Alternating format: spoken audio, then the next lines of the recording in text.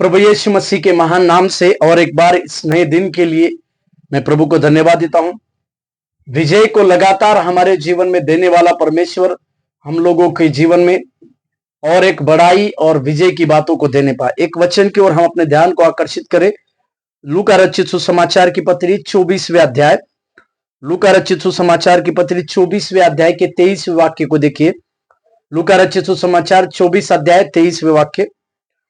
और जब उसका शव न पाया तो यह कहती हुई आई कि हमने स्वर्गदूतों का दर्शन पाया जिन्होंने कहा कि वह जीवित है।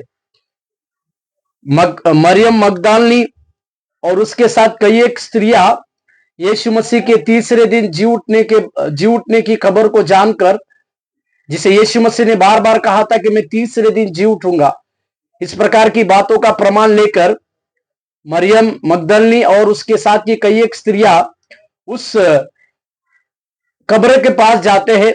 इसके विषय में इमाउस के रास्ते से जाने वाले दो चेलों की ये चर्चा हो रही है।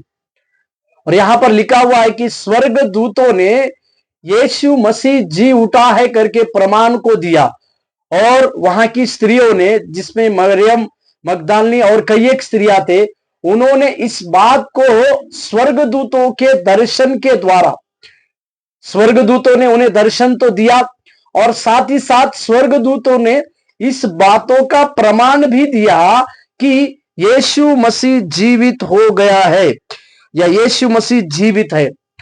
मेरे प्यारो, इस बातों को हम समझने की आवश्यकता है कि स्वर्गदूतों ने भी इस बात का प्रमाण को दिया है कि यीशु मसीह जीवित हुआ है या यीशु मसीह जीवित है।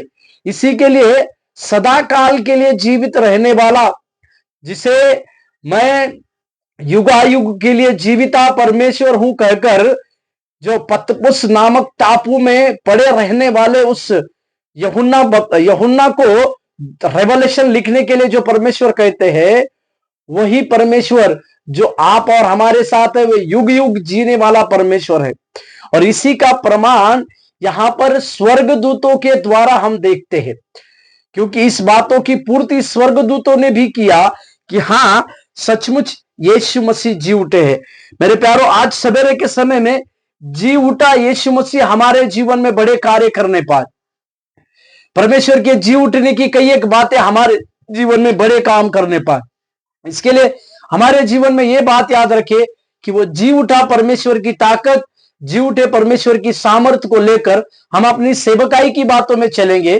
परमेश्वर हमारे लिए बड़े से बड़े कार्य करे। प्रभु आपको